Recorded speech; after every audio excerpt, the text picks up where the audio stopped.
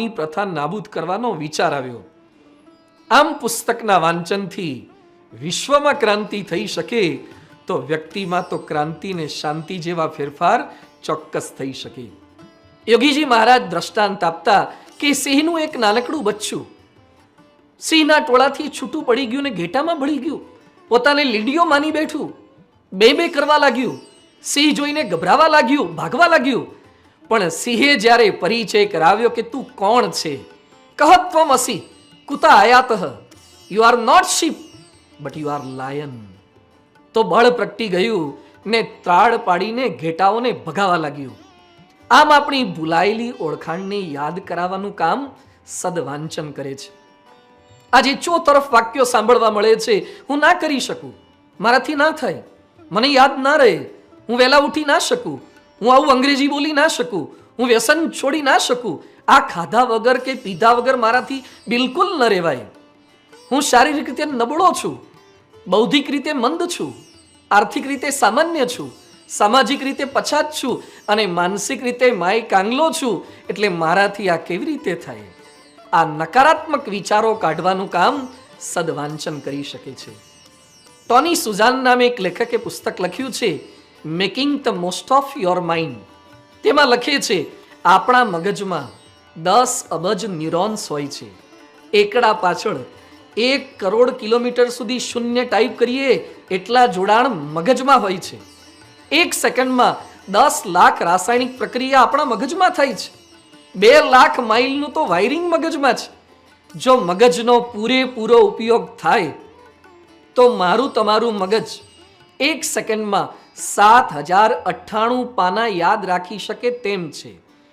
1 સેકન્ડના 400 કિલોમીટરની ઝડપે મગજને શરીરના કોઈ પણ ભાગમાં ઈજા થાય કે સ્પર્શ થાય અને સંદેશો મળી જાય છે. આપણે ક્યારેક કોઈ ગરમ વસ્તુને અડી ગયા હોઈએ અને કેટલો સ્પીડમાં સંદેશો જવાબ આપી જાય છે કે મૂકી દો. ક્યારે એવો જવાબ આપ્યો કે કૃપયા જારી રહીએ, ઇસ રૂટ કી સભી લાઈને વ્યસ્ત હે. આવું જો વાંચ્યું હોય તો પોતાની ક્ષમતા સંબંધી બધી જ ફરિયાદો કે નાના મોટા બાના બંધ થઈ જાય. રામાયણમાં વાત આવે છે કે સીતાજીની શોધ માટે જ્યારે વાનરોને એકત્રિત કરવામાં આવ્યા ત્યારે હનુમાનજી પોતે સમુદ્ર કૂદવા માટે તૈયાર નહોતા થયા, પણ જામવાને સમજાવ્યું, રામ કાજ લગી તવ અવતારા, સુનતહી ભયવું પર્વત આકારા. તમારો જન્મ શેના માટે છે, તમે કોણ છો? આ સાંભળતા જ અપાર શક્તિ પ્રગટ થઈ. તેમ આપણામાં છુપાયેલી શક્તિને ઓળખાવાનું કામ સદવાંચન કરી આપે છે. 1985ના ગુણાતીતાનંદ સ્વામી દ્વિશતાબ્દી મહોત્સવમાં શોર્ટ સર્કિટ થવાને કારણે નગરનો પ્રવેશ દ્વાર સુંદર બનાવ્યો હતો, એમાંથી એક ભાગ સળગી ગયો. હવે સંતો કાર્યકરોને વિચાર આવ્યો કે બચી ગયેલો ભાગ, બચી ગયેલો ગેટ પણ કાઢી નાખવો જોઈએ, કારણ કે એક જ હોય તો ખરાબ લાગે. એ સમયે પ્રમુખ સ્વામી મહારાજે સંતો કાર્યકરોને વાત કરી કે બંગાળી કારીગરો જો નવો ગેટ બનાવી શકે તો તમે કેમ ના કરી શકો? અને સંતો કાર્યકરોએ પ્રથમ પ્રયત્ને જ સુંદર ગેટ બનાવ્યો. દિવેટ અને ગીતો બધામાં હોય જ છે, તેને પ્રજ્વલિત કરવાનું કામ વાંચન કરી આપે છે. આવું સદવાંચન આપણને સમજાવશે કે તમે કોઈ સામાન્ય નથી, તમારામાં અમાપ શક્તિ રહેલી છે, તમે ધારો તે કરી શકો. કોટી રવિચંદ્રની કાંતિ ઝાંખી કરે, એવા તારા ઉર વિશે નાથ ભાસે. આ વાંચન સમજાવે છે કે તમે કોણ છો, તમે કોના છો અને કોના માટે છો. જેમ ગુણાતીતાનંદ સ્વામીએ લખ્યું છે, ગાયકવાડનો છોકરો મૂળા સારું રૂવે કેમ કે તેને ખબર નથી કે તે કોણ છે, તેમ આપણે કોના છીએ એ યથાર્થ ખબર નથી, એટલે રંક જેવું વર્તન અને વાતો થઈ જાય છે. પૂજ્ય ડોક્ટર સ્વામી કથા વાર્તામાં ઘણી વાર કહે છે, સારંગપુરના 10મા વતનાવતનો રેફરન્સ આપીને, મારા ચૈતન્યને વિશે ભગવાન સદાય વિરાજમાન છે. ભગવાન તમારી સાથે છે એવું જો અનુસંધાન કાયમ રહે તેવું ક્યારેય ન લાગે કે હું એકલો પડી ગયો છું, લોનલીનેસ ક્યારેય ન અનુભવાય. શાસ્ત્રીજી મહારાજના સંતોને ખાવા ધાન કે પહેરવા સારા કપડાં પણ નહોતા મળતા. ઠેર ઠેર અપમાન અને ઉપાધિઓ જ આવકારતી હતી. અરે ટીકા કે માર તો ઠીક, પણ મારી નાખવાના પ્રયાસો સતત થતા હતા. છતાં તેમના મુખ ઉપર ક્યારેય ઉદાસી કે લાચારી જોવા નહોતી મળતી. તેઓ આપણી સામે કોણ છે તે નહીં, પણ આપણી સાથે કોણ છે તેની સામે નજર રાખતા હતા. એટલે જ ગાતા હતા, કષ્ટ ઉપાધિ ના લાગે કે દુઃખ ના લાગે માથે, ઉમંગ અંતરમાં એ છે કે યજ્ઞ પુરુષ છે સાથે. આપણે ગળામાં સ્વામિનારાયણની કંઠી પહેરી છે. લોકો આપણને સ્વામિનારાયણના સત્સંગી કહે છે, પણ ભગવાન સ્વામિનારાયણ કોણ હતા? તેમના જીવન, કાર્ય અને સામર્થ્યની વાતો એ વર્તમાન પત્રો કે બહારના મેગેઝિનોથી નહીં સમજાય, પરંતુ તેમના પર લખાયેલ ગ્રંથો અને કીર્તનોનો અભ્યાસ કરીએ ત્યારે ખબર પડે કે મને કેવા સર્વોપરી ભગવાન મળ્યા છે, કેવા ગુણાતીત ગુરુ મળ્યા છે. યદક્ષરમ વેદ વિદો વદંતી, વેદ, ઉપનિષદ અને ગીતામાં જે અક્ષર પુરુષોત્તમની વાત હતી તેને ભગવાન સ્વામિનારાયણે સરળ શબ્દોમાં સમજાવી. અને એ જ સનાતન શુદ્ધ સિદ્ધાંતને શાસ્ત્રીજી મહારાજે યુગલ ઉપાસનાની મૂર્તિઓ દ્વારા મંદિરમાં કાયમ માટે પ્રતિષ્ઠિત કરી દીધો. પ્રમુખ સ્વામી મહારાજે શ્રીજી પ્રબોધિત આ અક્ષર પુરુષોત્તમ સિદ્ધાંતને મંદિર, શાસ્ત્ર અને સંત દ્વારા નવખંડમાં છતરાયો કર્યો. પૂજ્ય ભદ્રેશદાસ સ્વામીએ જે સ્વામિનારાયણ ભાષ્યો રચ્યા છે, આજે જે રીતે દેશ વિદેશના વિદ્વાનો અને યુનિવર્સિટીઓ અક્ષર પુરુષોત્તમ દર્શનનો સ્વીકાર કરી રહી છે, સરાહના કરી રહી છે, એની વાતો વાંચીએ ત્યારે આપણો કેફ અને હરખ સમાતો નથી. આખું વિશ્વ જેની સેવા, સંસ્કાર, શિસ્ત, સમર્પણ અને સંપની ભાવનાને વખાણે છે તેવી આદર્શ બીએપીએસ સંસ્થાનો હું સત્સંગી છું, સમર્પિત હરિભક્ત છું, એક કાર્યકર છું. બીએપીએસ સંસ્થાના પ્રભાવ અને પ્રતાપનું વાંચન કરીએ ત્યારે આપણામાં બીએપીએસના આશ્રિત તરીકેની અનેરી અસ્મિતા જાગે છે. વાંચનનો બીજો લાભ છે પ્રગતિની પ્રેરણા પ્રાપ્ત થશે. આજે ઘણાને પ્રશ્ન થાય છે કે કઈ દિશામાં આગળ વધવું, કોનું માર્ગદર્શન લેવું, મારી પાસે એવું કોઈ બેકગ્રાઉન્ડ કે વાતાવરણ નથી, તો હું પ્રગતિ કેમ કરી શકું? આવા સમયે સદવાંચન અનેરી પ્રેરણા આપે છે. સફળતાને, સિદ્ધિને વરેલા દુનિયાના તમામ સાહસિકોની વાતો પુસ્તકોમાં લખાઈ જ ગઈ છે.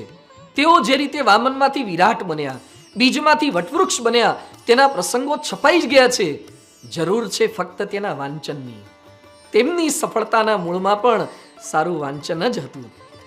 ડોક્ટર જે રાવલ વિખ્યાત વૈજ્ઞાનિક છે, હળવદના બ્રાહ્મણ. 12 વર્ષની ઉંમરે 2 પૈસાની સિંગ ખાવા માટે લીધી. સિંગ ભરેલા છાપાના કાગળમાં ખગોળશાસ્ત્રી આર્યભટ્ટની જીવન કથાનો લેખ હતો. એ વાંચીને એમને ખગોળશાસ્ત્રી બનવાની પ્રેરણા મળી ગઈ. સૂર્યમંડળની આજુબાજુમાં શનિ વલય છે તે તેમણે સાબિત કર્યું. અનેક અવકાશકીય સંશોધનો કર્યા, પણ વિજ્ઞાની બનવાની પ્રેરણા તેમને વાંચનમાંથી મળી. 2,15,638 જેટલા કર્મચારીઓ અને વર્ષે 15.36 ટ્રિલિયનનો વકરો કરનાર વિશ્વવિખ્યાત હોન્ડા કંપનીના સ્થાપક સોઈચિરો હોન્ડા ગરીબ લુહાર પુત્ર હતા. ડાઘવાળા કપડાં માંડ પહેરવા મળે, બાળપણમાં રમકડા પણ નહોતા મળ્યા, પણ 16 વર્ષે મર્સિડીઝ કંપનીના નિર્માતા ગોટલીબ ડેમલરનું જીવન ચરિત્ર વાંચ્યું અને ઓટોમોબાઈલ ક્ષેત્રમાં કંઈક નવું કરવાની પ્રેરણા મળી. જગ પ્રસિદ્ધ હોન્ડા કંપની સ્થાપવાનું સ્વપ્ન પણ વાંચનમાંથી પ્રગટ્યું. માઇકલ ફેરાડે ગરીબ કુટુંબમાં જન્મ, 9 ભાઈ બહેનો. ગરીબીને કારણે 14 વર્ષે તેના પિતાએ સ્કૂલમાંથી ઉઠાડી મૂક્યા. બુકસ્ટોલમાં નોકરીએ લગાવી દીધો, પણ નવરાશના સમયે પુસ્તકો જ વાંચ્યા કરે. કેમેસ્ટ્રીનું પુસ્તક વાંચી રસાયણશાસ્ત્રી બનવાની પ્રેરણા મળી. ઇલેક્ટ્રોમેગ્નેટિઝમની શોધ કરી, તેને લીધે દુનિયાને આજે ડાયનેમો અને જનરેટર વગેરેની ભેટ મળીને સમજ પડી. એમણે બાળકો માટે વિજ્ઞાનના 6 પુસ્તકો પણ લખી દીધા. વાંચન કેવો વિકાસ કરી શકે છે! એક પુસ્તક અભણ વ્યક્તિના મસ્તકને પણ કેવું વિકસાવી શકે છે. અબ્દુલ કલામ સાહેબ પણ સામાન્ય માછીવાર પરિવારમાંથી હતા. તારીખ 16/7/2007 રોજ દિલ્હીમાં રામનાથ ગોયંકા એવોર્ડ દરમિયાન તેમણે જ વાત કરી હતી કે 1944ના વિશ્વયુદ્ધ દરમિયાન તેઓ 13 વર્ષના હતા. તેમના નાના ભાઈ છાપા નાખવા માટે સબ એજન્ટ હતા. તેમને કામ પ્રસંગે શ્રીલંકા જવાનું થયું, તેથી છાપા નાખવાનું કામ કલામને આવ્યું. યુદ્ધનો સમય હતો, તેથી છાપામાં સ્પીડ ફાયર ફાઇટર લડાકુ વિમાનની વાત આવેલી. તે કલામે વાંચી અને વિમાન શાસ્ત્રમાં રસ જાગી ગયો. આ વાંચને તેમને વાદળથી પણ ઊંચે મૂકી દીધા. ગાંધીજીને જ્હોન રસ્કિનના પુસ્તક અનટુ ધ લાસ્ટ વાંચીને અંગ્રેજોને દેશમાંથી કાઢવાની પ્રેરણા મળી. આપણા સદગુરુ સંત પૂજ્ય ઈશ્વરચરણ સ્વામીએ બાળપણમાં ચૈતન્ય મહાપ્રભુનું જીવન વાંચ્યું. તેમાંથી ભક્તિની પ્રેરણા મળી. મહાદેવભાઈની ડાયરી વાંચી અને યોગીજી મહારાજની ડાયરી લખી અને તેમાંથી સમગ્ર સત્સંગ સમાજને યોગીજી મહારાજના વિસ્તૃત સુંદર જીવન ચરિત્રની ભેટ મળી ગઈ. પ્રમુખ સ્વામી મહારાજના જીવન ચરિત્રમાં તેમના વિચરણના બીડાના પ્રસંગો વાંચીને હલી જવાય છે. ધૂળિયા રસ્તા પર બળદગાડામાં કે ટ્રેક્ટરમાં મુસાફરી હોય, ધોમ ધકતા તાપમાં ધૂળના ગોટા વચ્ચે ભર બપોરે નગર યાત્રાઓ હોય, બપોરનું ભોજન ક્યારેક 2, 3 કે 4, 5 વાગે તો રાતનું ભોજન 11, 12 વાગે મેળ પડે. ઉપવાસમાં મોઢામાં પાણીનું એક ટીપુય ના મૂક્યું હોય તો એ 100-150 ઘરોમાં ઉત્સાહથી પધરામણી કરે. ગળામાં પાણીનો સોસ પડતો હોય કે બીમારી હોય તો એ ધ્રુજતા શરીરે કથા વાર્તા કરે. આવા અગવડ અને અસુવિધાવાળા વિચરણમાં પણ તેમની ભક્તિ કે આહનેક ક્યારે મોડા પડ્યા નથી. તારીખ 1/9/77 રોજ અમેરિકાના વિચરણ દરમિયાન સ્વામી શ્રી ન્યૂ હેવનમાં રીપ વાન વિંકલ મોટલમાં સાંજે 4:45 વાગે બપોરનું ભોજન લેવા બેઠા.